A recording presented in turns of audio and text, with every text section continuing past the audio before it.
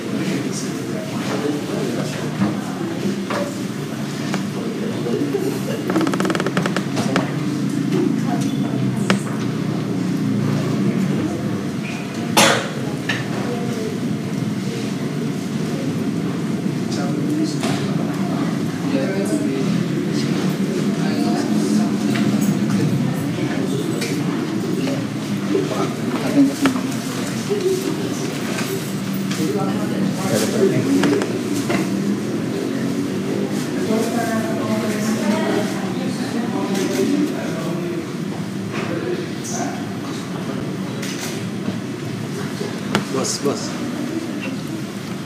bodoh live streaming nggak bisa dibongkar.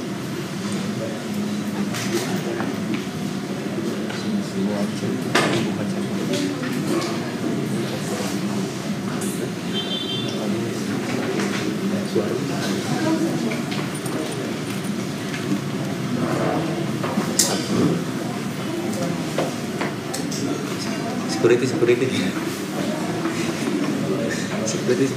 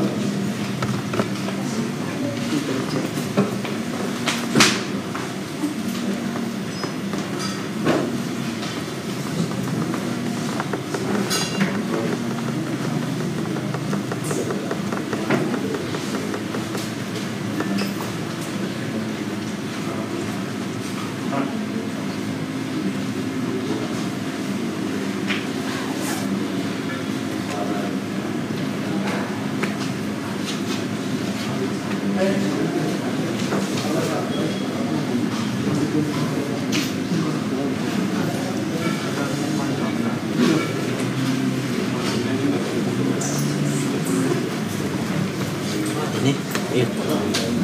Nggak ada kursi yang agak depanan ya. Kan? Ini maksudnya emang kenanya di sini. Iya kayak gini.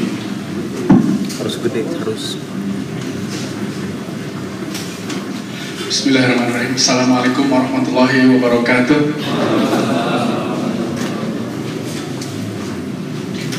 Good afternoon and selamat siang for everyone. I know it's hot outside, but I would like to warmly welcome Professor Leonard Andaya from the University of Hawaii at Manoa to our campus, to our center, the Center for the Study of Islam and Society. Selamat siang dan selamat datang bagi teman-teman semua hadirin komunitas pengkaji dan peminat studi-studi Islam dan masyarakat di Ciputat. Dengan bangga seminar PPIM yang ke-28 kali ini kami menghadirkan Profesor Leonard Andaya, pakar sejarah Asia Tenggara, salah satu profesor yang paling berpengaruh di dalam kajian-kajiannya mengenai Asia. Dan sekarang beliau masih mengajar dan masih membantu mahasiswa-mahasiswa dari berbagai belahan dunia untuk mengkaji berbagai isu di Asia.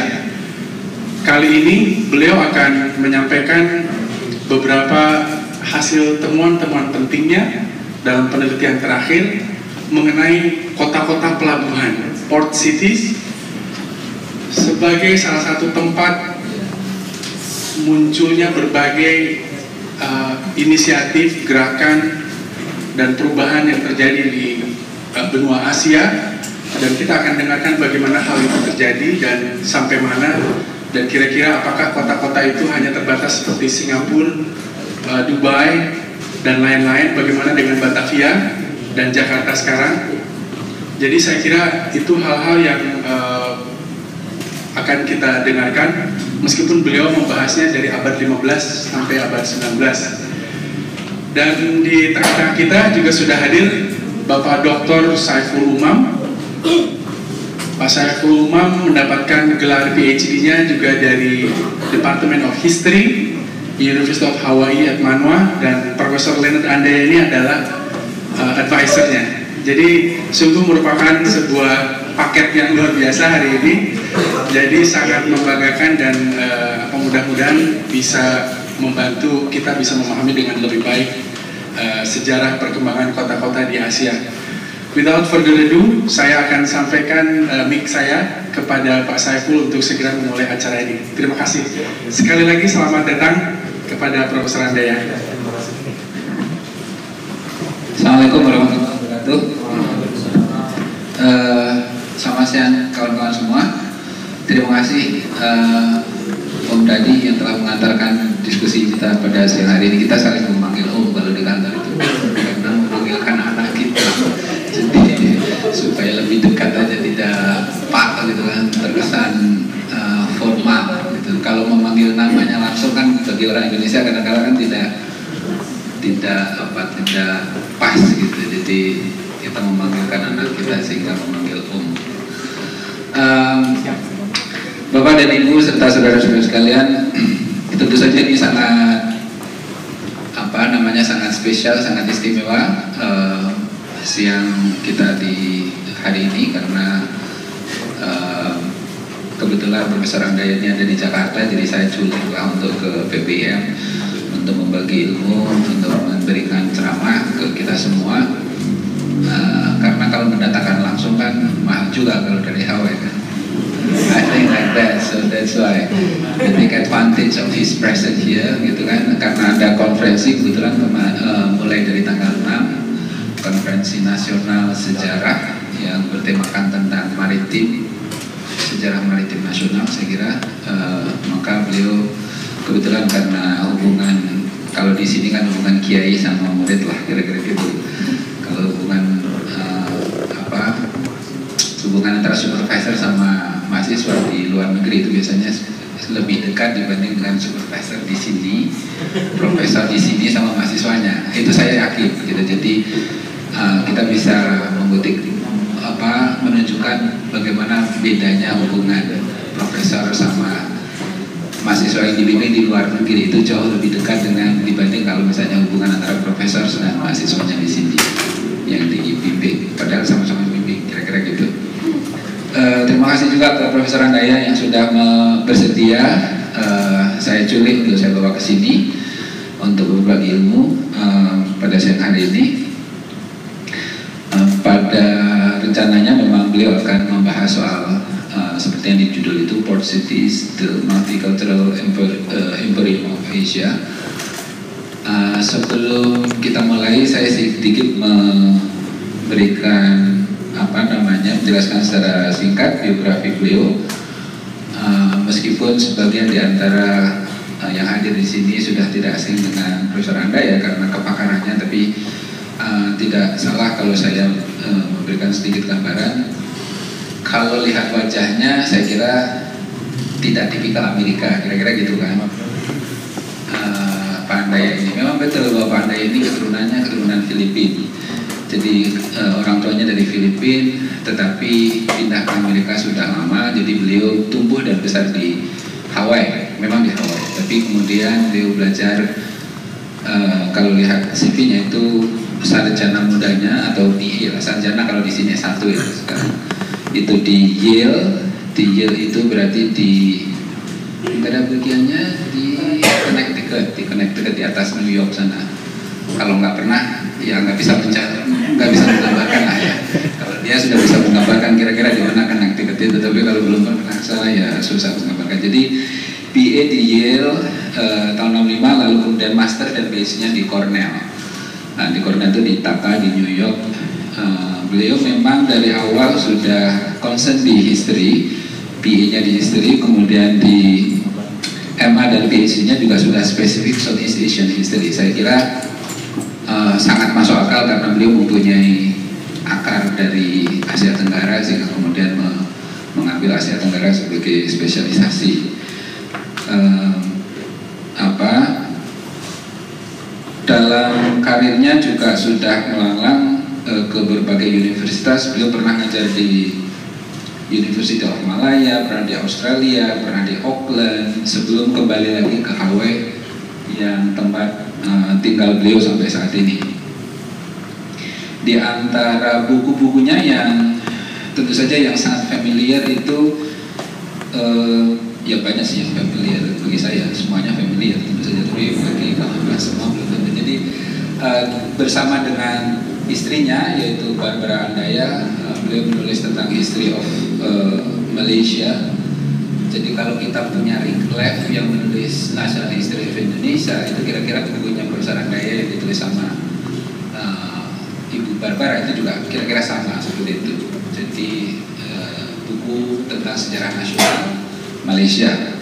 Selain itu juga beliau menulis tentang Kingdom of Johor, The Heritage of Arum Palaka. Ini sejarah di Asia, di Sulawesi Selatan tentu saja. Kemudian yang The World of Maluku.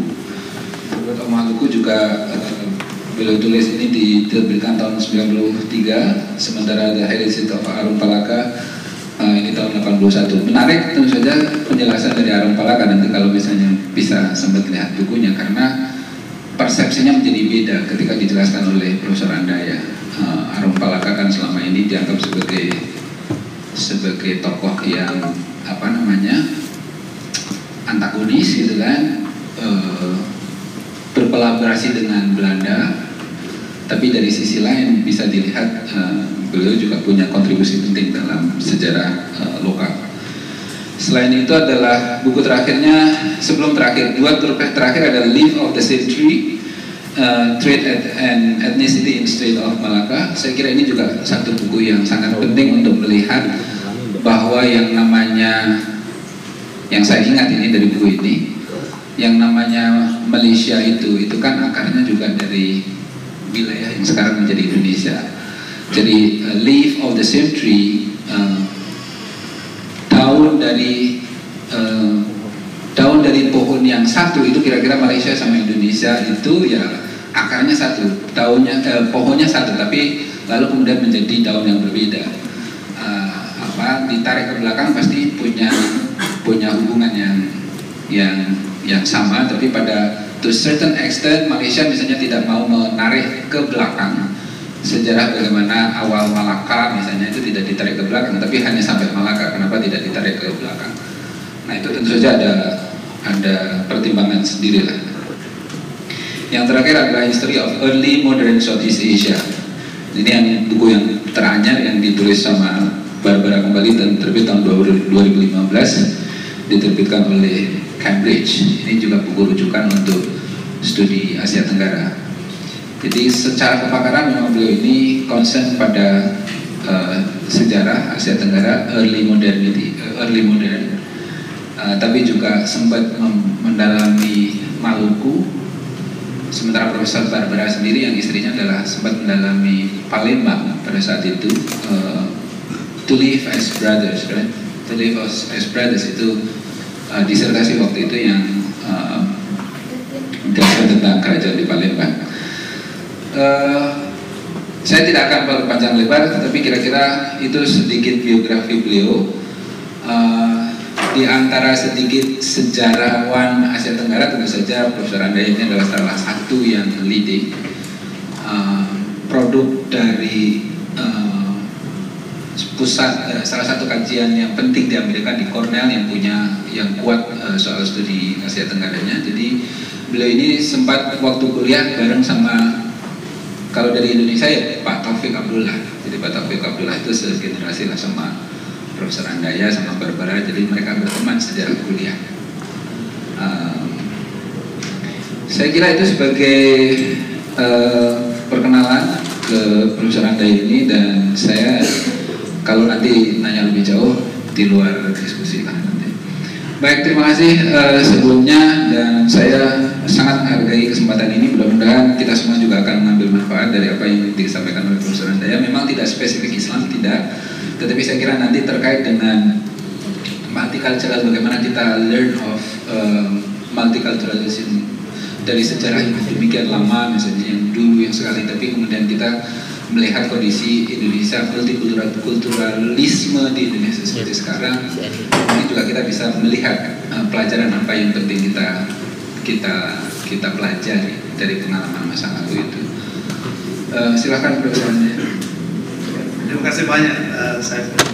Maaf ya, karena saya harus memberi ceramah dalam bahasa Inggris karena bahasa Indonesia saya itu kaku sekali, dan saya tidak bisa juga mengeluarkan itu terminologi yang tepat dalam bahasa Indonesia. Jadi saya akan memberi ceramah dalam bahasa Inggris, tapi pelan-pelan juga supaya bisa mengikuti semua usaha. Dan nanti kalau ada pertanyaan, tolong mungkin bisa itu tanyakan kemudian. Dan kalau saya tahu, saya akan menerangkan sedikit lagi. Jadi ini port cities, the Multicultural Emporiums of Asia. So I'll explain this. So the period, the period that I'm working on is called the early modern period in English, and this is the period from about 1400 to about 1800. And what this period, the characteristic of this period, what makes this period special, is that this was a time of very rapid expansion. Itu ekspansi yang cepat sekali ya, yang terjadi waktu itu. Jadi there was intense, very strong cultural interaction, cultural encounters of people from all around the world, particularly in Asia. And if you are looking at the early modern period, understanding how cultures changed would be to look at the port cities. And this is why I emphasize the port cities, because it is here that you had the gateways. This is the place where ideas and products dari luar negeri masuk ke dalam Indonesia atau negeri-negeri lain di Asia Tenggara. So you had then a lot of foreign ideas and goods coming into the city, and it was this city then which led the way in the adaptation of ideas into ideas that were then accepted by the local people.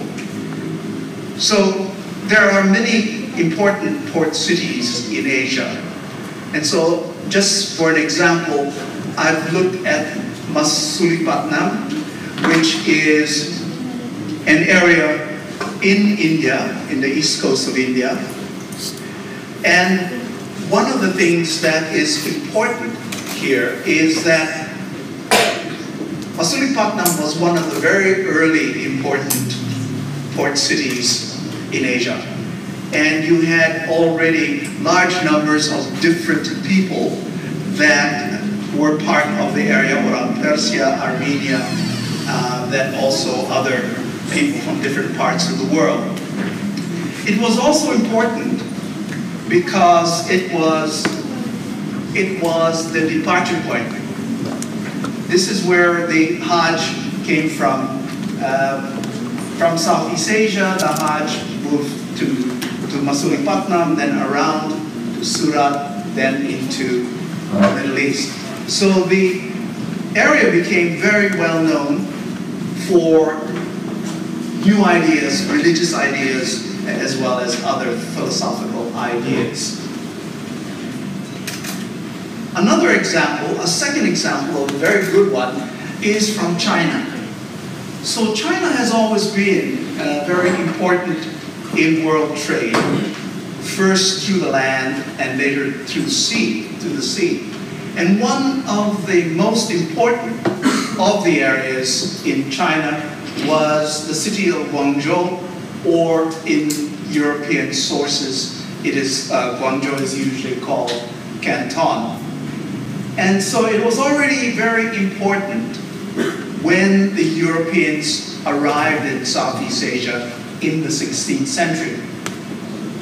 So this is the location of Guangzhou, Canton, right here. It is right on the Pearl River. Hong Kong is here, and Guangzhou or Canton is further up here. So it's in southern China. And it became important because of the goods from the interior. So iron, pottery, silk came through Canton and then were exported to the rest of the world. So one of the reasons for the importance of Guangzhou was because it had many important Chinese goods. But its development was very rapid after 1757. It became one of the busiest ports in the world because the Chinese only allowed ships to trade in Guangzhou, in Canton. And so between 1757 and 1842, all Western shipping had to go to Guangzhou. And this is the reason it became very important. And here is a picture of Guangzhou in which you have all these flags. There are 13 flags here representing this. The ones here show flags of Denmark, Spain, the US, Sweden, Britain, and the Netherlands. So all the important European trading companies were based also, or had factories within Guangzhou. So this is just examples of some of the port cities in Asia that were important. But for today's lecture, I'll be focusing a bit more on the Southeast Asian port cities. Now, one of the reasons that Southeast Asian port cities became so very important was because of the products. You had sea products and you had forest products. So you had, for example, you have the cloves, nutmeg and mace, rempah-rempah dari Maluku ini. Then you also have pepper, and then there are different kinds of aromatic woods, resins, plus seed products like tree palm. Or you have birds of paradise. So all of these were very important products in the international marketplace. So the most important cities were Malacca, Batavia, which is Jakarta, Manila, Ayutthaya, which is Siam, and in Vietnam. So these were other port cities which were of great importance in this period. Now, to understand the evolution or the development of these port cities, it's important to focus also on the impact of the European. And so I'll just give you a very brief picture of the different European groups that were in Asia in this period. So the first were the Portuguese. So the Portuguese came in the 16th century, and they created an empire of port cities. And these port cities were called Estado da Índia, in Portuguese, which just means the state of India.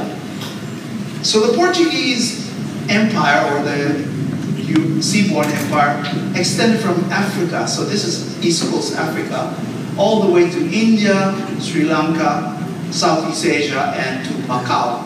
So the Portuguese empire was very, very large. And the center of the Portuguese empire was Goa, which was here in the west coast of India.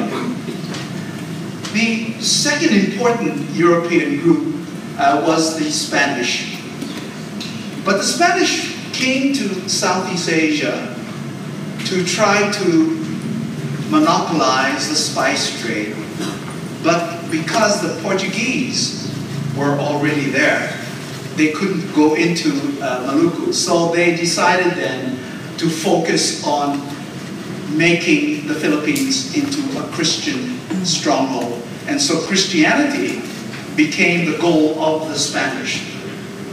And so the Spanish were based in the Philippines from 1565 onward. In fact, it was the longest period of colonial presence in Southeast Asia, in the Philippines, than almost anywhere else, continuing control. So most of the important revenue of the Spanish, the way they survived in the Philippines was through the galleon trade. Galleon is a type of ship. It's a very large ship. And what was in the galleon trade was silk from Macau. So the Chinese brought silk from Macau to Manila, which was exchanged for silver from Acapulco, which is in Mexico. And this trade was very, very prosperous, so that the profits of the trade were shared by the Spanish government as well as the Catholic Church. And this is the way that they survived all this period, despite not having any other trade except the galleon. The third important group of Europeans was the Dutch. And the Dutch East India Company, which is known also by the Dutch initials VOC, was formed in 1602. And it was the Dutch who established their headquarters in Batavia, which is Jakarta today. And by the late 17th century, it had already established links all over the Asian world. So it began here in the Cape of, here in South Africa. It was called the Cape City or Kaapstad, and it included also areas of Sri Lanka and areas in Southeast Asia, and even to Japan and Korea. So it was like the Portuguese, it was a very extensive seaborne kingdom. So it was a kingdom that didn't have an interior. It didn't have a pedalaman. It was simply, pesisir. And they were just linked all over this area. The last and the most important of the Europeans was the English. So the English East India Company was formed early, about 1600, even earlier than the Dutch.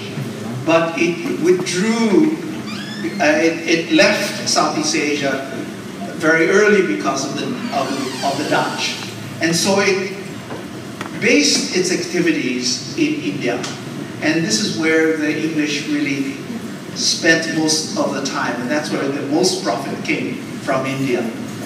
Nevertheless, by the middle of the 18th century, it came back to Southeast Asia and established Penang here in 1785, 86, and also Singapore in 1819. So what you have is, by the early 19th century, it was the English now who was dominant in Southeast Asia. So this is just in terms of trying to show you how the situation within Southeast Asia changed over the early modern period as a result of trade. And it was the Europeans and the Chinese and others who were important in the change in the trading atmosphere. So what I'd like to do now is to look at some other ways that ideas were coming into the region. And one of the most important is through the private trade. So this was a trade not by the state, but by individuals. And so the first is the Portuguese private trade. And what is interesting here is that they were actually more successful than the Estado de India, so that the Portuguese state empire was not as successful as the private traders. So Portuguese scholars talk about the informal empire, which means this is not the empire of the Estado, but it was an informal empire composed of all these individuals. And so you have then one of the most important of the private Portuguese traders were called the New Christians, or in Portuguese, the Cristão, and they were Portuguese. They were Jews, Portuguese Jews, who became Christian in order to avoid persecution. So because the Spaniards and the Portuguese did not like the Jews, they were being harassed or persecuted, and so they became Christian to be able to survive. So it was the Cristão who were the most important of the private traders at that time. And they were responsible for establishing a large network of communities within Asia. And so it was they then who became part of the Asian trading network and became very prosperous as a result. And here is what is interesting about the Portuguese is they had quite a number of beautiful sketches, which, and this was put into color, of different ports within Asia. And so this is just a picture of the Portuguese in Goa, in India. Here is just a picture of Southeast Asia. When I lecture to my students, I always have this map coming in every so often to make people aware of where I'm talking about. So you can see here, this is Indonesia, here's the Straits of Malacca, and these are the areas that I'm talking about. So these Portuguese informal empire, then they consisted of all these different groups, and I list them here. And one of the interesting things about the Portuguese is that there were very few Portuguese in the 16th century. There were not enough Portuguese to man the various posts that they had created in Asia. So one of the policies of the Portuguese was to encourage them, the Portuguese soldiers, to marry local women. And so they believed that when the children were born, they would then become strong Portuguese Christians and would serve the Portuguese in these ports. And this is the reason why in Asia, in the early modern period, you have large numbers of mestizos. Mestizo is the Portuguese and also Spanish word for mixed. So you have many mixed communities, usually between Portuguese men and Asian women. And so they were the ones, along with some others who were the core of the cities that were controlled by the Portuguese. The Orang Topas also, we mentioned, I think, at the conference, the Topas from Timor and Laratuca. They were also part of this development because they still are very proud of being Portuguese. They don't speak Portuguese anymore, but they have Portuguese names. They are Christian, but they are also Timorese or people from Laratuca. So if you go there to Timor or to Laratuca, you find that alongside the Christian saints, you also have the indigenous religious idols alongside. So both their local belief and Catholicism are housed together in a special room. So this is something that is very interesting about the Topas, and what I've been encouraging people is to do more work on the Topas as important group within Indonesia. The other private traders were less significant. The Dutch had what they call vrijburgers. These were Dutchmen who had served the Dutch East India Company, and when they finished their service, they stayed in Asia and traded. So they were fewer in numbers, but they couldn't operate very well without the permission of the Dutch East India Company. And so they were not as successful as the Portuguese. The country traders of the British, so that the private traders of the British were called country traders. And this was to distinguish them from others who traded back to Europe. They traded only in Asia. And so they became an important trading community because all the profits were kept in Asia, and this was used then to strengthen their trade. So the Portuguese, the private Portuguese and the private English traders were also significant in the development of the port cities in Asia. The other group, I've been just talking about Europeans, but the other group that was of great importance in this early modern period was the Chinese. One of the things that one has to always emphasize when talking about the Chinese is that they are not just one group. There are large numbers of different groups, and they all compete with each other. And most of the Chinese in Southeast Asia come from two provinces. And so these are the provinces of Fujian and Guangdong, right here, these two. So if you go to a place like Singapore, you have large numbers of Chinese, all different kinds of Chinese.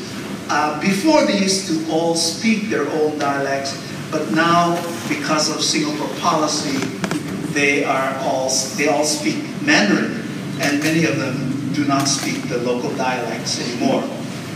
But one of the things about the success of the Chinese was because they had funds, they had capital.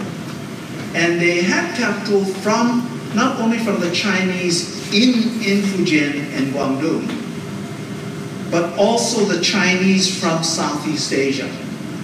And lots of their money came from Chinese in Southeast Asia. But the Europeans also realized that they were very good traders, and so they also gave money to the Chinese so that they could buy goods for them. And so this happened a lot. So the Chinese trade was very effective. But one of the most important things was that the Chinese gave credit, extended credit. So what they did was they would bring porcelain or silk and other Chinese goods, give these goods to the local people, and then tell them to collect specific products. So they would go off, and maybe 4 or 6 months, sometimes even a year, before they came back with the products. But the Chinese were willing to do this. They were willing to give their products first, and then wait for the Southeast Asian products to come. And none of the Europeans were willing to do that. And so the Chinese were able to become very successful in the trade of Southeast Asia.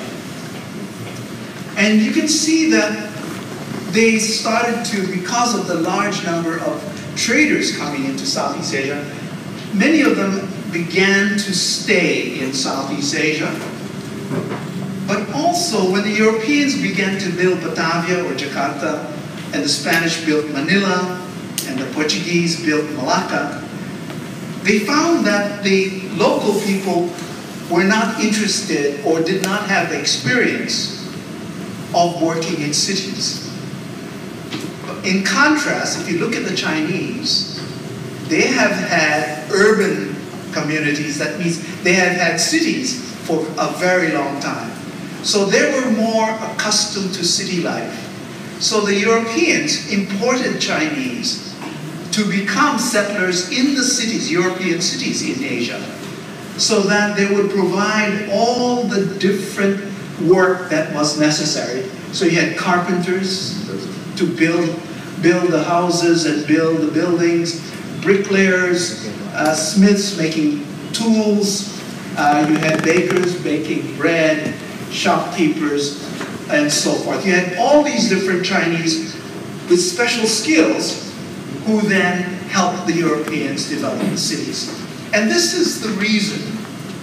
If you look at the urban population in many of the port cities in Southeast Asia, you'll find a very large number of Chinese. Not only Chinese, but many mestizo, mixed Chinese. So if you go to Manila, there is a real, if you go to the Philippines, there is a real difference in skin color between those who live in Manila and those who live in the interior. My family came from the interior, so I'm dark. But if I were born in Manila, I would be fair, like so many of the people from Manila. So by 1800 as well, there were so many Chinese coming in because many of the places were empty. There were not many people.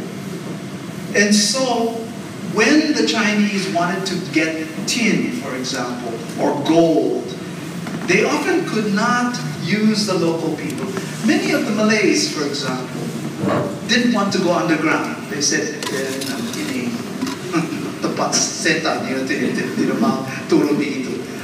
so they had to use foreign workers. And so many of the Chinese worked in the tin mines. And so you find all the tin and gold mines were under the control of the Chinese, and workers were Chinese. They also, and this is something people forget, there were many Chinese farmers, and say they opened plantations and started to plant pepper and other goods to trade. And so they were very good, and they started to be everywhere. So you find them in Kalimantan, in Sumatra, Bangka, in Siam, Phuket, and Riau and Johor. They were all there because they were working in the mines, tambang, or they were also opening plantations, planting crops for cash. And most of the people who came from China were males. And so they intermarried with local women. And so you have in many of the places in Southeast Asia, many, really they're mixed, mestizos, but of course in the Malay Way area we talk about Peranakan. So you had Chinese Peranakan in many places of Southeast Asia. So they formed another interesting group, like the mestizos. You had also various types of Peranakan groups within Southeast Asia. And so it was here in the port cities that much of this interaction occurred, because goods came from the outside to the ports. They met other traders in the ports. And because they were almost all men, they married local women, and they tended to stay where the men were, which was in the port city. And so you had many mixed marriages, mixed communities in the port areas. So you had mixed kinds of food. One of the interesting things is all the various kue nyonya, for example. You have the kue nyonya all over Southeast Asia, they're all the same.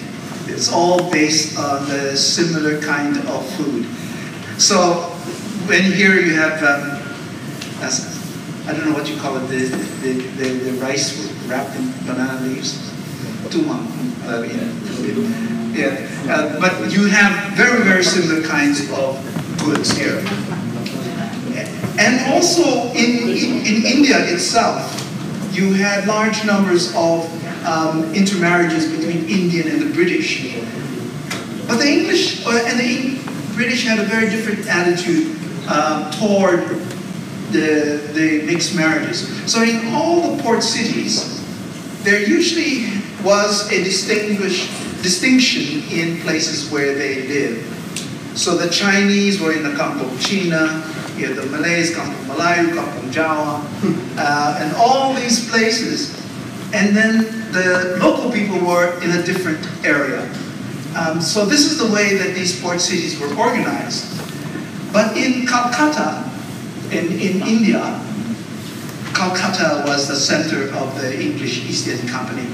The British kept all others outside their area. So there's only the British, and so the Indians called it Sahibara, which is the white location, and all the others had to live outside this area. So there was a slightly different under the English. But nevertheless, even though they lived in separate kampung, when they traded, they all mixed together. And so many of the ideas and customs, eating habits, all of these were changed. So you can see that the food is one particularly interesting development. If you go to Malaysia or Singapore, you have the Peranakan food. And so the Peranakan food is a mixture of Malay and Chinese food. And it is a very, very interesting tasting food. So you get this kind of differences in food, also in clothing.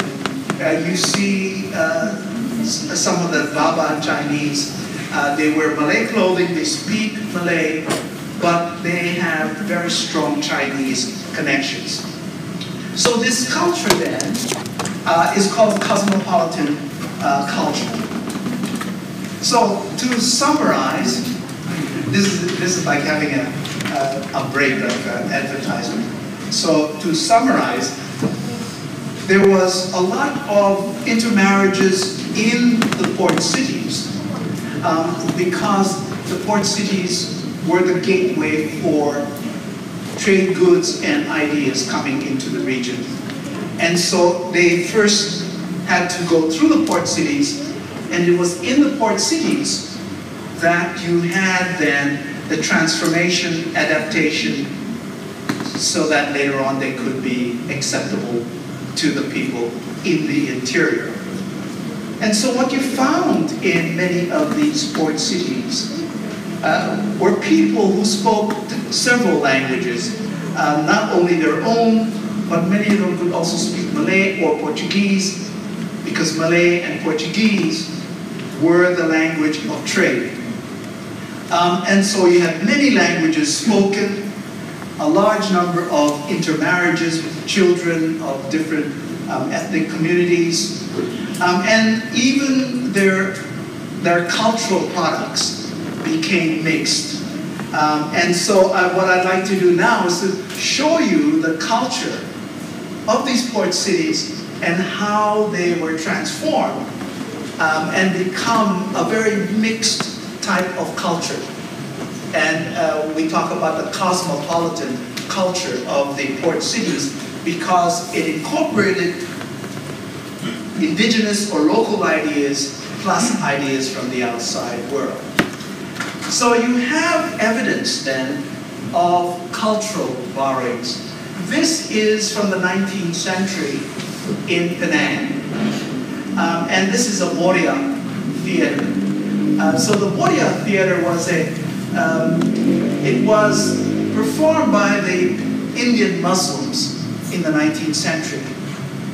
And it was brought to Penang. And the Malays began to perform the Warrior as well. But their performances were very different because they had much more Malay elements than the Warrior from India. And so you find that the Warrior, while it had been a Muslim theater in India, in the port cities in Southeast Asia, everybody could take part. You could have Chinese, Malays, even Europeans participating in the Warrior. And in Shanghai, which is in China, what they found was that, so in the middle of the 19th century, the Chinese could watch these various types of, these are specific kinds of plays. They're called moro-moro. These are plays, Muslim plays from the Philippines. But because of the Filipinos trading also, and the Spanish trading with Shanghai about moro-moro, and they had performances of moro-moro. And they also then had cockfights, right? Because this was very popular among the Filipinos at that time. So the point is that many of these cultural ideas were coming from the outside, but they were then taken and changed by the local population so that they would be much more acceptable to them. And here is another one. Sorry, the light isn't it's not dark enough, but this is a painting in which two ladies, so there are these two ladies here, and they have slaves, so you have the slaves here. But what is important is that when you look at the painting and you look at the objects that are around here, they are a combination of all types of objects from all around the Asian region. And this is what is suggested by the painter, that these cities were now becoming cosmopolitan. They were presenting ideas, objects from around the world. So here you have, for example, this is a copper spittoon. I don't know what spittoon is in Indonesian, but spittoon is when you makan siri namanya. Then ini is what you use when you spit out the siri. Then you have also these very large jars. These are called martaban jars, mainly from Burma. And then you have this one you can't see very well, it's a Chinese painting. And then you have a mirror, it's called a gilded mirror because it's with gold around here. And you get the teacups that they're using and the saucers are of porcelain.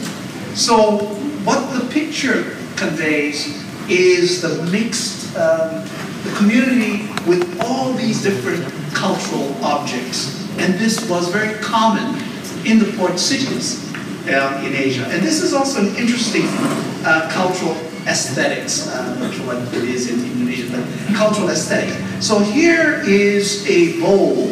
It's a ceramic bowl, but it's made for the Muslim Islamic market. So they have Arabic on the side. So this is made for Islamic countries. Chinese porcelain with Islamic writing on the side.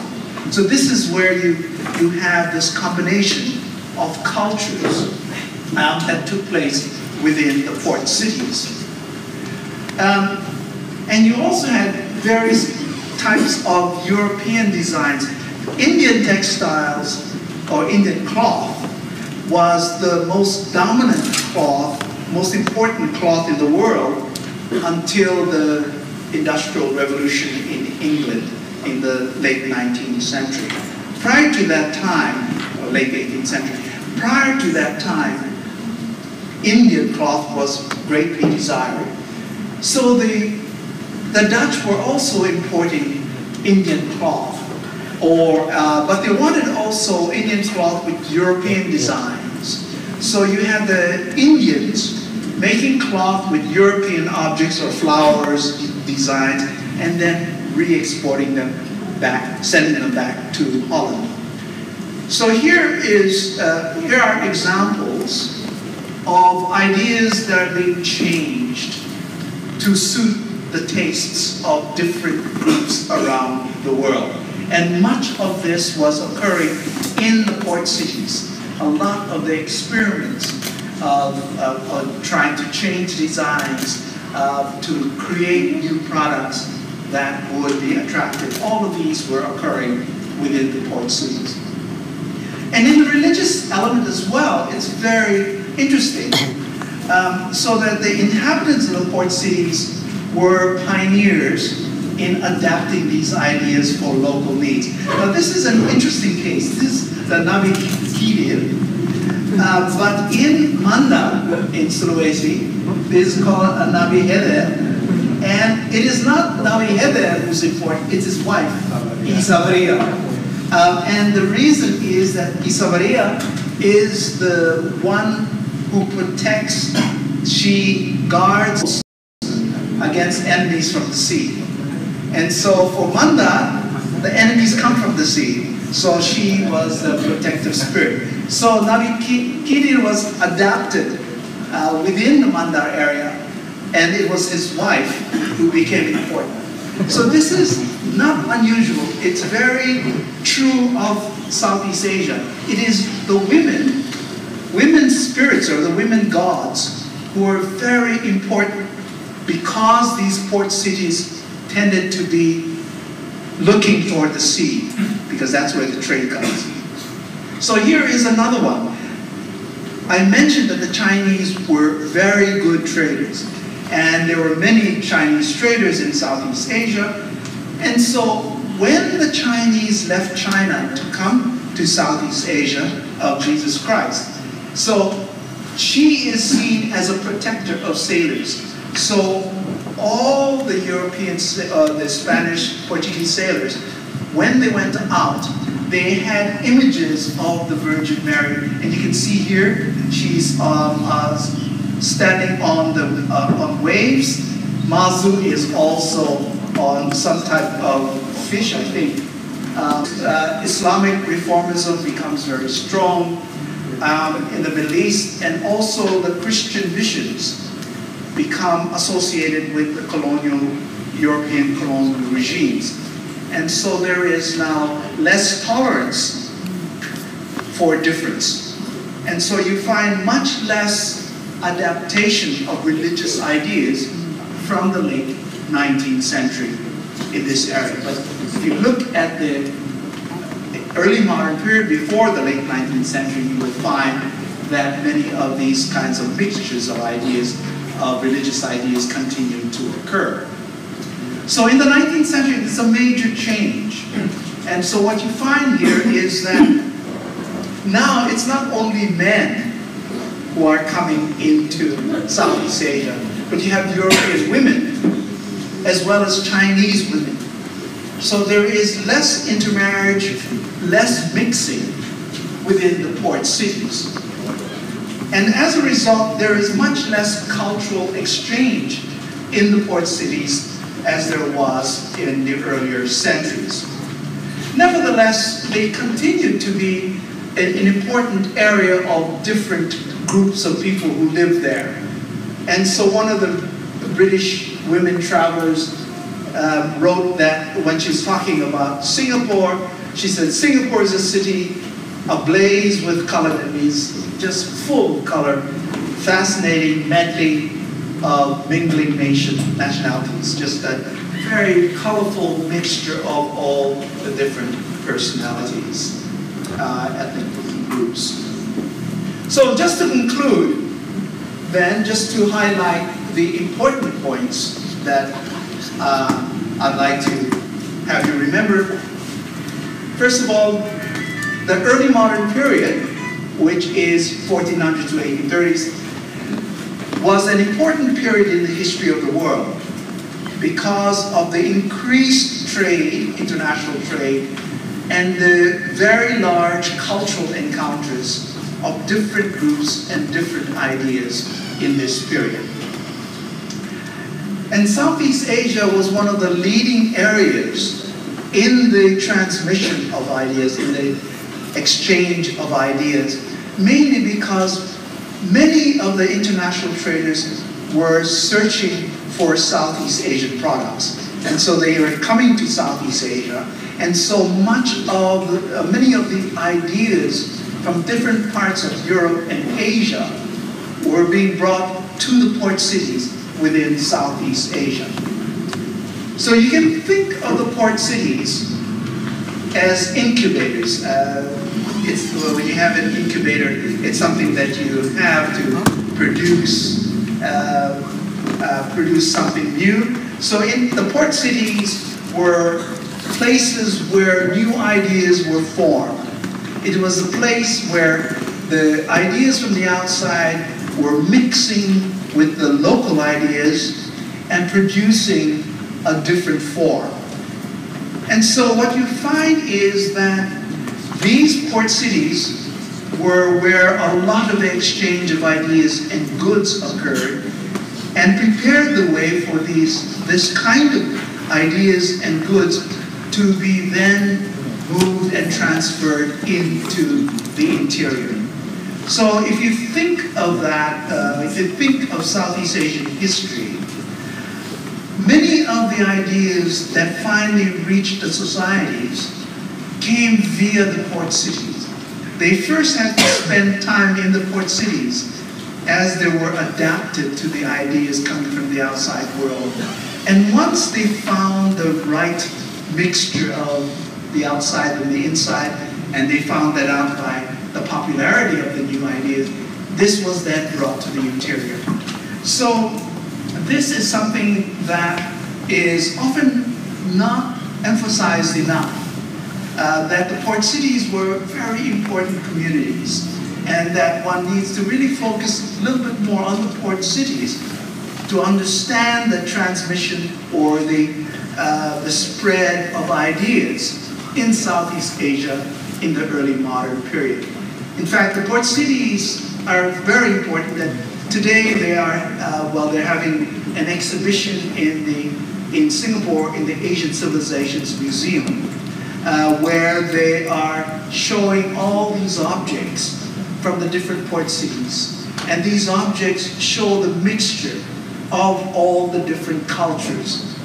So my wife and I, Barbara and I, wrote the introduction to the catalog, in which we tried to explain the importance of the port city as the element which helped to spread ideas, new ideas, from the outside world to Southeast Asia in the early modern period. So I'll just stop there and just leave it for questions.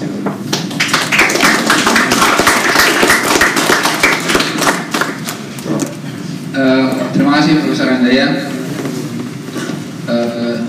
Sebuah ceramah yang menarik, yang penting bagi mungkin sebagian kita, tapi juga pengantar tidur yang enak kayaknya bagi sebagian kecil lain, karena sudah ngomongnya tentang early modern dalam bahasa Inggris, nggak apa, jadi ada yang ngantuk juga.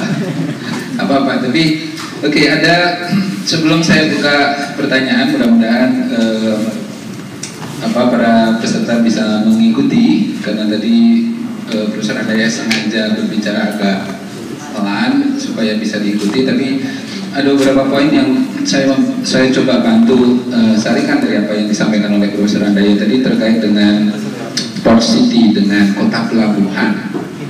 Jadi beliau menekankan pentingnya melihat kembali port city ini dalam perannya sebagai tempat di mana ide-ide budaya dari luar itu diterima, lalu diadaptasikan dan dilokalisasikan, diterima, diambil, kemudian terjadi proses lokalisasi dari sana, kemudian dibawa ke pedalaman dan kemudian menjadi budaya orang-orang di Asia Tenggara. Ini ide besarnya.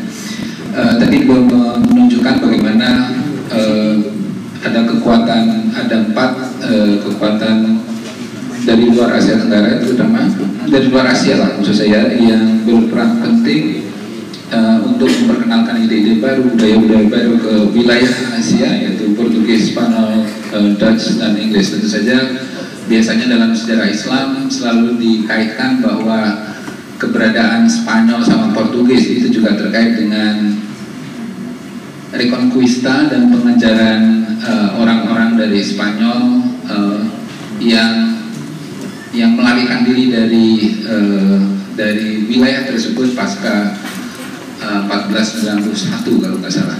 Saya ingatnya di reconquista itu biasanya selalu dikaitkan itu. Tapi memang pada saat itu muncul kekuatan-kekuatan di Eropa yang mulai mencari wilayah baru, baik sebagai bahan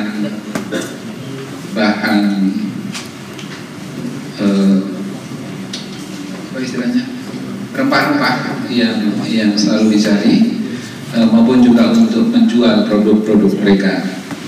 Yang menarik tadi yang dikatakan bahwa di wilayah-wilayah pelabuhan itu, di port cities itu, khususnya sampai awal abad ke-19 itu terjadi interaksi yang intens antara orang luar, orang yang datang tersebut dengan penduduk lokal, baik dalam ide, baik dalam budaya, baik dalam tata cara, bahkan juga dalam hal perkawinan silang yang kemudian menghasilkan mestizo ataupun peranakan. Kalau Cina biasanya peranakan, tapi mestizo seringkali digunakan untuk di wilayah-wilayah Filipina. Kalau di Indonesia nggak tahu tuh, Indo ya biasanya. Kalau wilayah-wilayah di mana di Sulawesi Utara ya, Manado. Maksud saya kan Manado banyak itu, atau di wilayah yang kemudian disebut dengan Indo. Nah, sampai abad ke-19 tadi dikatakan bahwa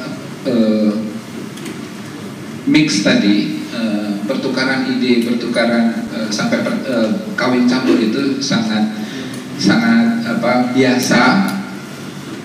Karena apa? Karena juga dalam hal kawin campur antara lain juga karena laki-laki yang datang dari luar itu tidak disertai dengan perempuannya, sehingga wajar kalau kemudian terjadi perkawinan antara orang asing sama penduduk lokal. Bahkan untuk Portugis tadi sangat didorong untuk melakukan perkawinan, sehingga kemudian melahirkan generasi baru di Filipina yang sangat dekat dengan Christianity, karena ada misi juga kekristenan di sana. Tentu saja ada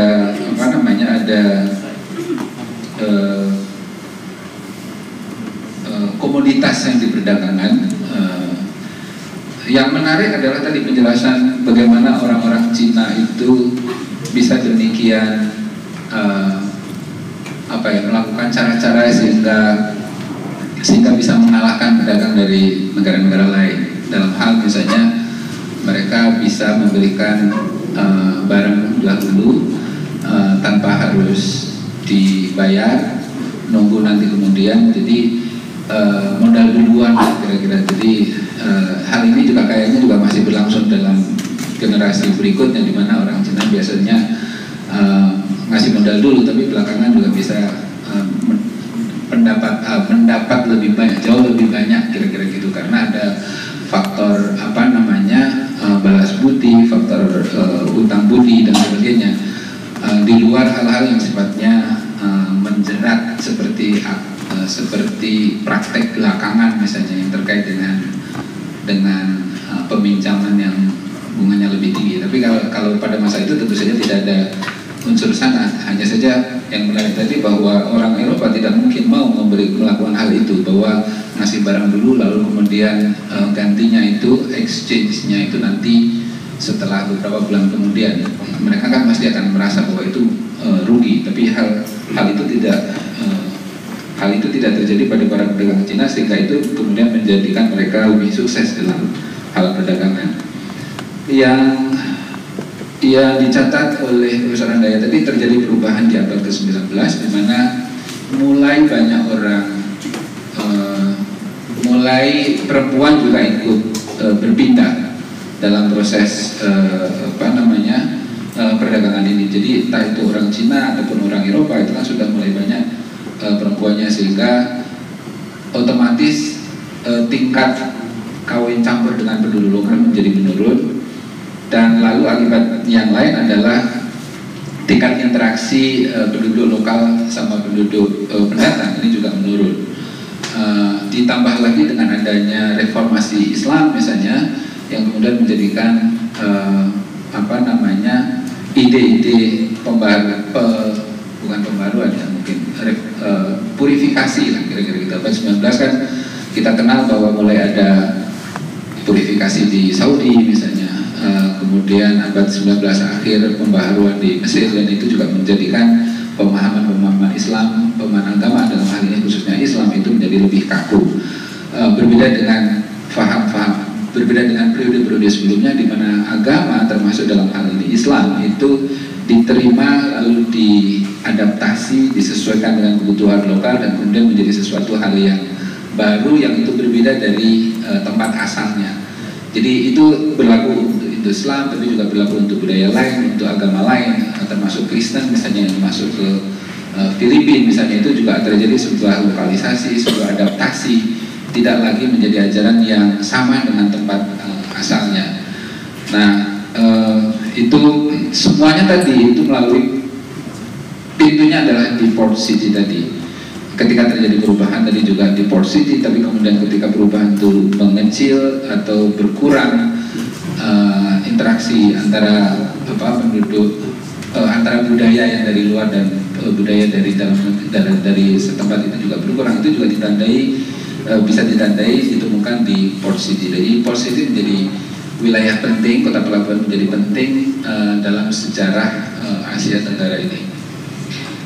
Saya kira itu beberapa hal yang bisa saya simpulkan. Silahkan ditanyakan, tentu saja ini terbuka. Ada siapa saja yang mau nanya?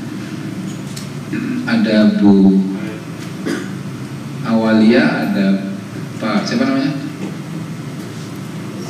Faisal, ada Pak Jajang, siapa lagi? Satu lagi. Baik, ada 4 dulu ya. Silakan, saya persilahkan ke Bu Awalia.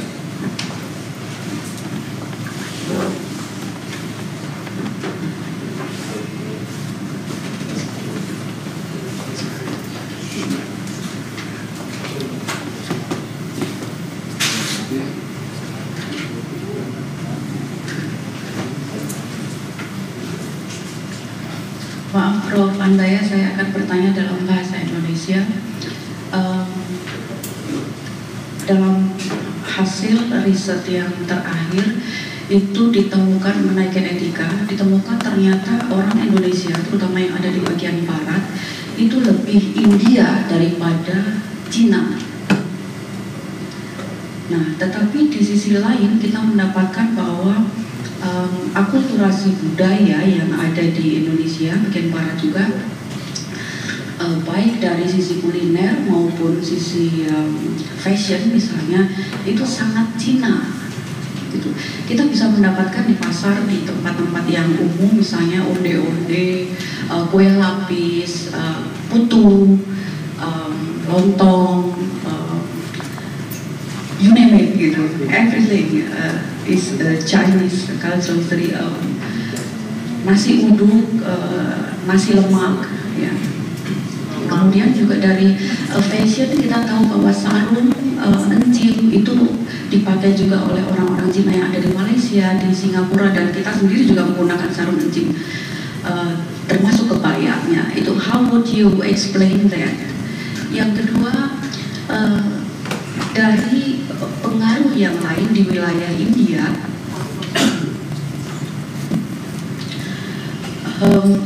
ketika Portugis menguasai pertama kali daerah Tamil Nadu, ada daerah nelayan yang tadinya kecil kemudian besar, menamakannya kemudian dengan nama Portugis Porto Novo, sekarang namanya Parangipetai.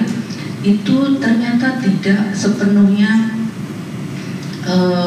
smooth peralihannya. Kemudian setelah dikuasai oleh Inggris, peralihan dari orang Portugis ke Inggris, nampaknya orang-orang Inggris ingin berkuasa di situ, dan terjadilah perang Porto Novo itu dengan kerajaan Mysore dan Haidar Ali yang terkenal itu. Jadi kita melihat bahwa ternyata pertemuan itu tidak sering juga menghadapi resistensi semacam ini, pertemuan budaya tadi. Kemudian yang terakhir saya melihat juga bahwa ternyata Fujian, Guangzhou atau nama sebelumnya adalah Zaitun, itu ternyata memiliki andil besar dalam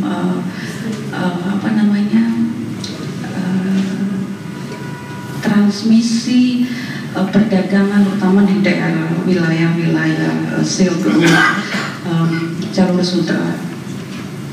Penggunaan kata satin yang kita tahu sekarang ternyata berasal dari zaitun.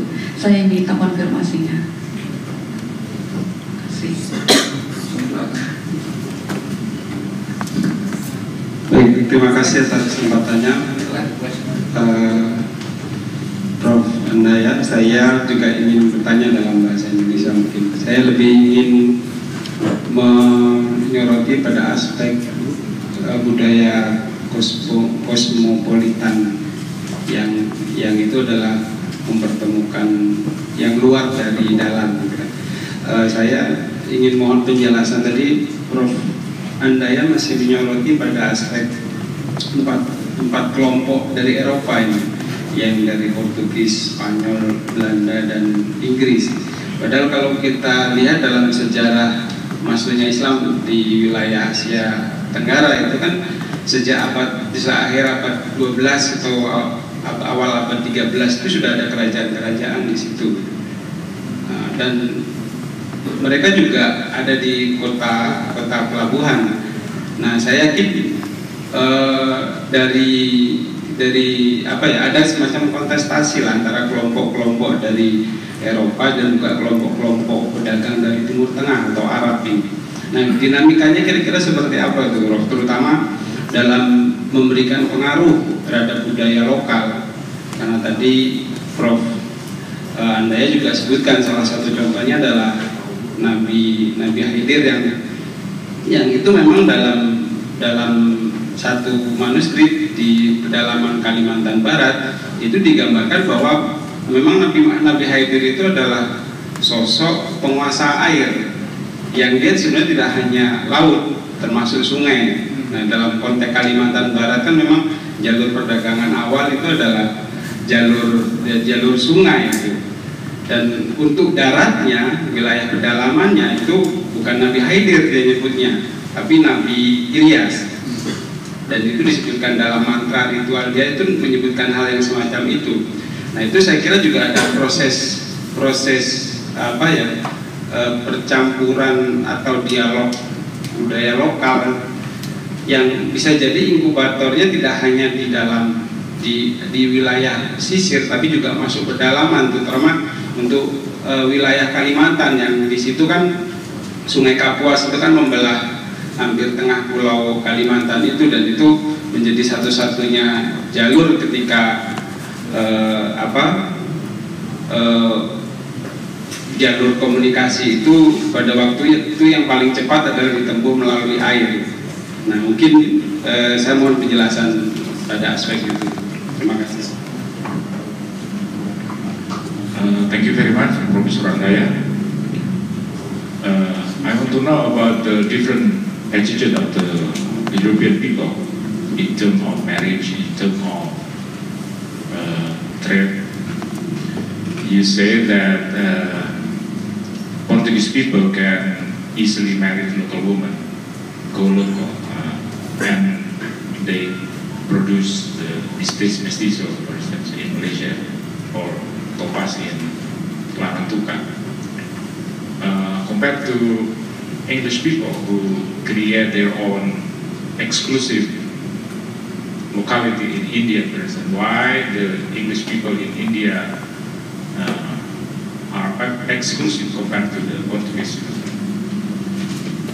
This is very interesting. The reason why the Portuguese marry local women. There are so many concepts: marriage, concubineship, for instance. That's very different. So I heard that many European people, when they marry local woman, they don't really marry local woman. They just take them as a concubine. When they return to their country, they just left their women.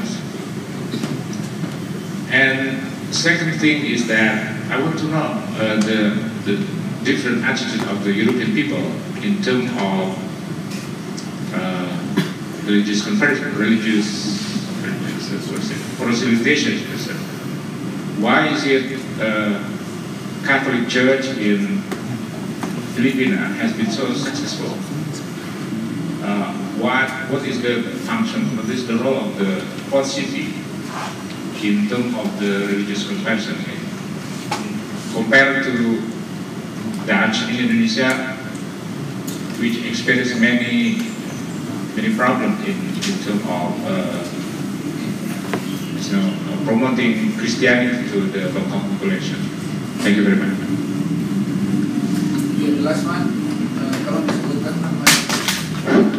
Terima kasih, saya Muhammad Ohira dari SPS. UIN Jakarta, program S3. Prof, saya ingin bertanya dalam bahasa Indonesia. Ada dua hal. Pertama mengenai kedatangan Portugis dan Spanyol di Asia Tenggara, khususnya Nusantara. Pada 1511 kan kota Malaka ditaklukkan oleh Portugis. Dalam pengertian tadi sudah disinggung oleh Pak Saiful Imam juga, ada misi tersendiri. Sepintas ada Another Andalusia dalam persepsi Portugis. Bagaimana dengan Portugis dan Spanyol itu ketika mereka datang ke Nusantara itu, apakah persepsi mereka melihat ada orang Moor, istilah mereka orang Islam di Nusantara itu, apakah betul mereka mengatakan Another Andalusia gitu kan, rekonistan. Yang kedua mengenai tadi juga disinggung oleh penanya kedua tadi mengenai kontestasi multikulturalisme di Kota Palabuhan itu, bagaimana dengan identitas lokal dalam pengertian ini Melayu Muslim itu, bagaimana berhadapan dengan multikulturalisme itu terkait dengan penguatan identitas Muslim di Nusantara, Melayu Muslim, karena abad 15 sampai 16 itu kan eranya kejayaan dari Kesultanan Islam di Nusantara itu. Ketika berhadapan dengan multikulturalisme itu, bagaimana dengan posisi identitas Melayu Muslim itu? Terima kasih, Prof.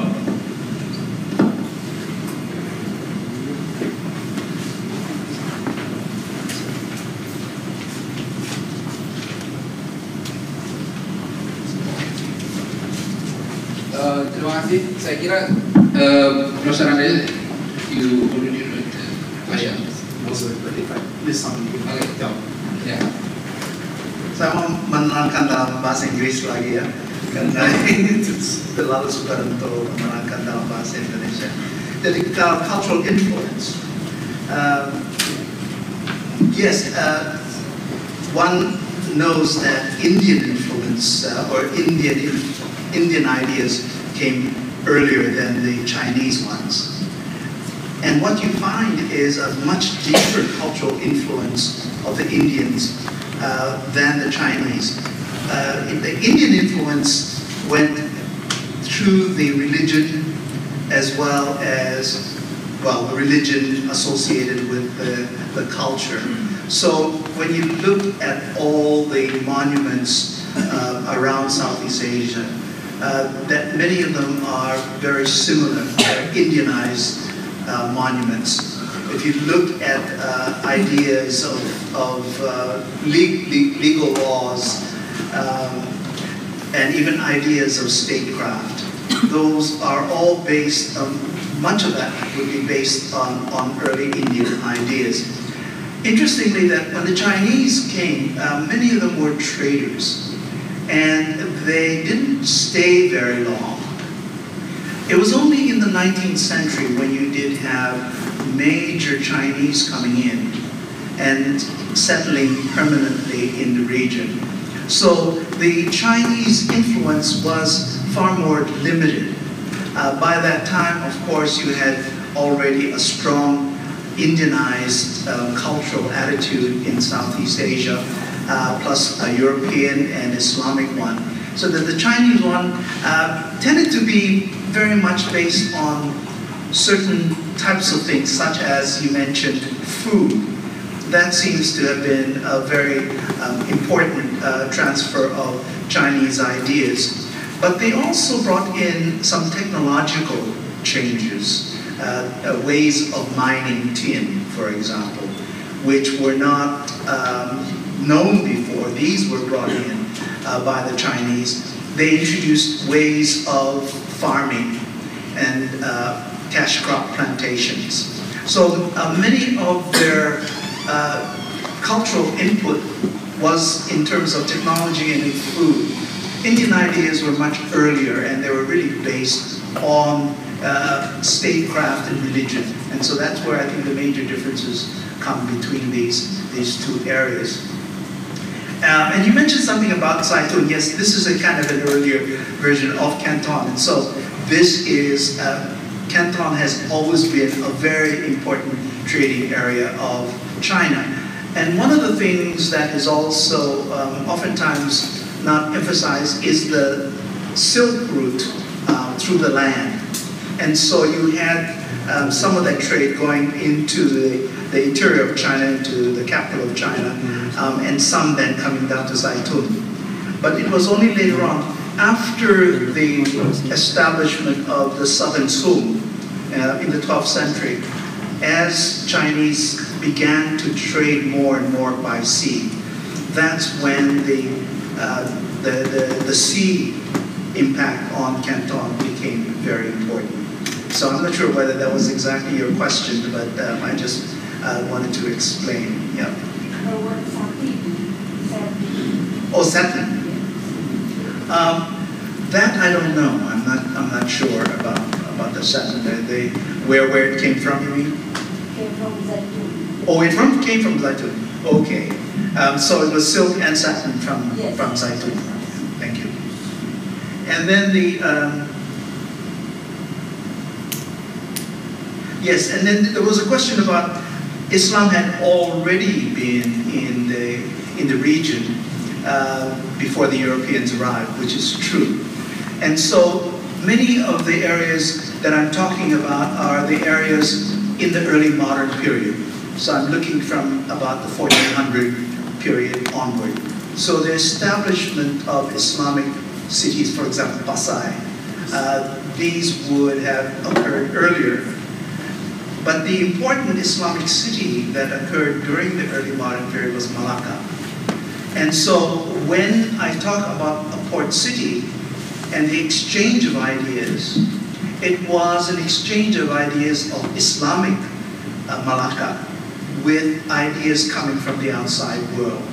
And so when Malacca was also divided into Kampong China, Kampong Jawa, and so forth, their interaction was with the Muslim Malays. So yes, the Muslims were very important, but they were already established in many of the areas. So when I'm talking about port cities in the island areas, there are usually Muslim port cities. And it was the interaction of the Muslim port cities with the outside ideas that was occurring at that time. And also a very interesting question about the spirits that are different. Now, my wife has written a very interesting article on spirits of the sea, but spirits of the water are also very important. What I didn't explain here, because I didn't want to make it too complex, that you do have a difference between the spirits of the Hilir and the spirits of the Ulu.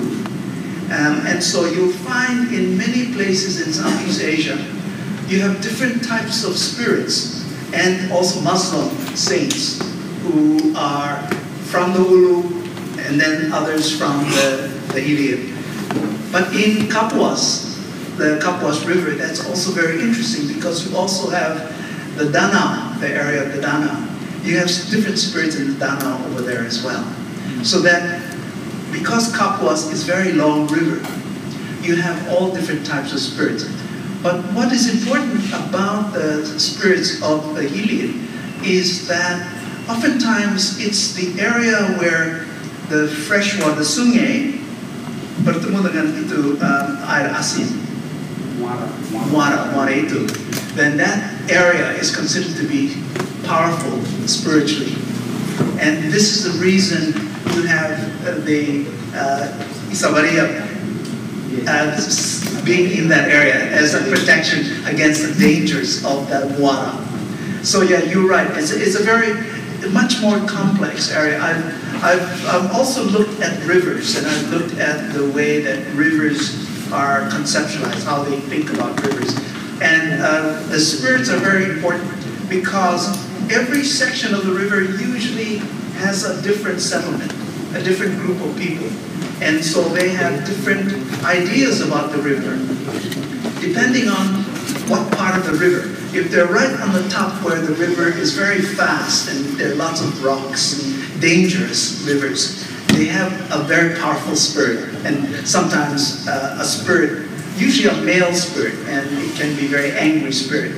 When it goes down and it's a very wide part of the river, oftentimes it's a female spirit, and it is not considered to be dangerous, but to be useful to the community. So yeah, it's a good point, and it's something that you could do some research for Kapuas too. So that would be very, very interesting. And the question about the English, why were they so different? This is something that is not uniquely English. I mean, you do have it also among the Dutch, although they did have, as you pointed out, they did have a lot of, you call them concubine. But in Southeast Asia, there was a practice of temporary wives, which meant that the traders would go in, they would marry, or the family would give a woman to the trader to live with the trader during the time that he was in port. And they would become temporary wives. And once the trader leaves permanently, if he comes back, then she'll still be the temporary wife. But if he leaves totally, the woman goes back to the family, but there is no shame. In fact, they will marry someone and they would consider them to be fine. There's no stigma, there's no shame attached to that relationship. So there were many temporary wives. Later on in the 19th century, that's when you have, well, it happened earlier as well. There were really not many marriages. Most of them were living together rather than becoming marriage partners in many of these areas. The English also had this happening despite the fact that they looked down on those Englishmen who married local women. They did marry. And so you had a Eurasian population. It was called the Anglos. And so you had the Anglos as well. But the British were not as proud as the Portuguese in their offspring. So the Portuguese had a very different attitude to their children, mainly because of that policy that was established by Afonso de Albuquerque in about 1516. He established a policy of intermarriage. And this is the reason it's much more acceptable among the Portuguese than it is among the other European communities. And there was also a question about why was, when you talk about the role of the port city, that if you look in the Philippines, Catholicism was very well established in the areas beyond the port cities. Port cities didn't seem to have played that much of a role. The difference is that the Spanish, unlike the other Europeans before the 19th century, the Spanish were in the interior. They began their conquest of the interior very early. And so they brought Christianity with them as they went. And this was part of a type of agreement. It's called Patronato Real, in Spanish, the royal patronage. It was an agreement between the Pope, the papacy, and the Iberian, the Spanish, and the Portuguese crowns, which said that the Portuguese rulers had the responsibility of bringing Christianity to the new areas that they conquered or discovered. And in return, the papacy will give them control of the church in those lands. And this is the reason that the Catholic Church in the Philippines is often associated with the state. And this is not usually the case in the other areas of Southeast Asia. And the attitude of the Spanish and Portuguese, yes, as Safo mentioned, that the period when the Spanish and Portuguese came to Southeast Asia was not very long after the Reconquista. The Reconquista occurred, the reconquest of their lands from the Moros or the Spanish, the Muslims from North Africa, the Muslims from North Africa had been there for about 1,000 years. And the Spanish and Portuguese had just finally gained their independence just before they went into the New World, to the Americas. And this is the reason when they went to Asia, they continued to see the Muslims as their arch enemy, their main enemy, because of their long antagonism with the Moors. And this is why the Spaniards called the Muslims that they met in the south, or also in Manila when they first arrived, they called the Spanish the Muslims in the Philippines Moros. So this is the kind of the history of the use of the name Moros at that time. And finally, the association, the identification of the Malay Muslims. I guess it was a role of the port cities. Was that your understanding of the question? Do you remember that? I'm not sure if I remember the question rightly, but it is the idea of the identification of the Malays as Muslims. And much of the ideas had come from the port cities because many of the Malay kingdoms had very important settlements along the coast or along the river. And so many of these new ideas would come from the outside world. This is the case, and one of the reasons why Malay and Islam, the identity of Malay and Islam are very closely linked is because of Malacca. Malacca became Muslim later than Pasay, but it became more important than Pasay because of their trade. And so Malay traders were trading everywhere. And when they became Muslim, many of the Islamic works were translated into Malay in Malacca. So you had scholars from the Middle East who brought these works and they were translated into Malay. So these Malay Islamic texts were brought with teachers, with the traders as they traded throughout Nusantara. So as they traded within the island areas, they brought this Islamic tracts. And so for many places, they identified Islam with Malayu. And so this is, oftentimes they talked about the, so they have a saying in Malaysia, yeah? Masuk Islam, masuk Malayu, masuk Islam. That these are exactly the same. You cannot be a Malay if you're not a Muslim. And if you're a Muslim, you must be a Malay. This is quite interesting because Malay was used for the language of Islam in Southeast Asia, but Malay was also used as the language of Christianity. And so many of the Christian Bible was translated into Malay. So among the Christians in NTT, for example, to be a Malay is to be a Christian. So there's a kind of a difference again as a result of the importance of Malay as a religious language. So I'm not sure I got your question totally, but I just want to explain that. Is that what you wanted to ask or something else? Ada lagi atau itu saja?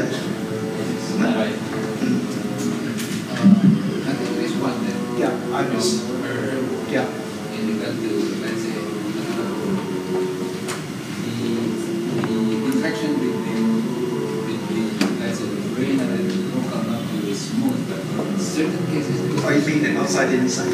Yeah, there is also more or metal. It's not obvious. Oh yeah. That you have some. Yes, of course, it wouldn't always be a smooth relationship. But if you look at many of the port cities, in fact, in general, they were very good, mainly because this was a source of wealth. If they closed the port city, or if the traders left the port city because of conflict, they would lose out. And so this is the reason many of the port cities were maintained. And this is the same case with Hong Kong, with China. They could close Hong Kong or take it over. But Hong Kong is an important source of revenue for the Chinese government. And this was the case in Guangzhou as well in the early days. So port cities, it was important for the leaders, the local leaders, to maintain the peace so that trade would occur, because that was to the benefit of the rulers and to the population themselves because of the revenue that came in through trade. Yes, there were cases of wars. And oftentimes the wars, like for example in India, occurred as a result of the interior rulers, the sultans or the nizams or whoever the rulers were angry with people who were in control of port cities, and they would raid them and take them over. But in the long run, they always opened up another port or opened up that port again because they realized they needed an outlet for their goods as well as a place for other goods to enter the country.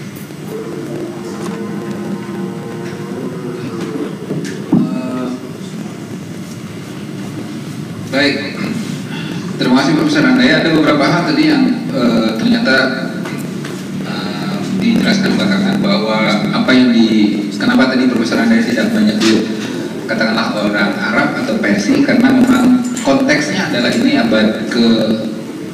setelah abad ke-14, abad ke-15 kan, setelah abad ke-15. Jadi early moderns mulai dari 1400, sehingga pada saat itu untuk wilayah-wilayah Asia Tenggara seperti Indonesia, Malaysia,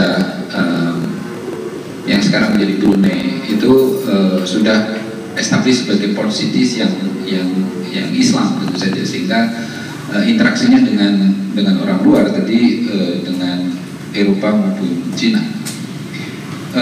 Tadi juga dijelaskan bahwa bagaimana interaksi yang demikian fluid, yang demikian bebas, yang demikian ya tidak ada hambatan antara orang yang datang dari luar, entah itu dari Eropa maupun dari Cina, dengan penduduk lokal, dengan dalam hal budaya, itu tentu saja terkait dengan tidak adanya aturan konsep tentang warga negara. Jadi bangsa misalnya itu kan tidak terkait dengan warga negara tertentu, sehingga mobilitas perpindahan itu terjadi sangat tinggi intensitasnya. Jadi kalau kita membayangkan sekarang, tentu saja tidak bisa beda dengan sekarang ketika misalnya sekarang kita sudah dalam masa nation state gitu kan, di mana orang dari negara lain itu tidak bisa bebas begitu saja masuk keluar wilayah-wilayah di luar batas wilayah negara yang bersangkutan. Kalau dulu kan tidak ada identitas itu gitu, sehingga kemudian interaksi, perpindahan dan sebagainya itu sangat free, sangat bebas. Yang juga menarik adalah bahwa Cina memang sudah ada di mana-mana sejak dulu, termasuk juga di wilayah-wilayah Indonesia yang sekarang masuk Indonesia. Jadi kalau misalnya sekarang orang ribut lagi tentang Cina terkait dengan pilkada, ya itu sebetulnya kan efek dari pilkada sekarang. Tapi sebetulnya faktanya kan dari dulu, sejak dari zaman abad pertengahan juga sudah banyak orang-orang Cina sebagaimana yang sudah disebutkan tadi. Bahkan dalam salah satu literatur kita juga menemukan orang Cina pun juga ada yang Muslim kan. Bahkan ada teori misalnya mengatakan bahwa sebagian Islam yang diperkenalkan di Indonesia juga dilakukan oleh orang Cina misalnya. Jadi stereotip tentang Cina itu sebagai sesuatu hal yang buruk itu kan dengan belakangan terkait dengan politik, terkait dengan persaingan ekonomi yang tidak sehat tentu saja. Jadi ini yang perlu kita ingat juga. Dan masih ada yang bertanya? Nah, kalau nggak ada yang bertanya, mungkin saya sedikit bertanya soal yang port cities ini. You mentioned about those Muslim port city, but I'm just wondering about how the port city that located in, let's say, Cambodia or in Siam, which were not Muslim, and then so how they interact with the other people. So were they the same or different? No, the Portuguese were all over. For example, Ayutthaya, which is the city right near Bangkok. there is an area which was a Portuguese city. And so it wasn't just Portuguese, it was many of the mestizos, the Portuguese who married Thai women, their children, and they also lived in this area. And so you find in almost all the major port cities in Southeast Asia, you will have the Portuguese. But these are not the European Portuguese. These are the Portuguese children of marriages of the Portuguese and local women. And then over the generations, you have mixed marriages with mixed marriages, so that less and less Portuguese in the children. So they start to look more like the local people. It's like the Topas in Timor or Larantuka. They call themselves Portuguese, but they don't look like Portuguese. And when you go to their Catholic services, they will recite what they claim to be Portuguese, but it's not really Portuguese. It's what they remember. And so they recite what they remember, but it's no longer comprehensible. They don't know it. But the same things happen in all these areas. Intermarriage become part of the local society, and they become also very important as a cultural identity. They retain their identity to this very day. Oke, terima kasih Profesor Andaya. Sekali lagi kita beri aplaus buat satu hal juga yang saya juga baru teringat dengan judul besar tadi soal port cities sebagai kota yang penting, yang sangat penting pada masanya. Ini tentu saja juga totally different from apa yang kita alami sekarang, di mana kita yang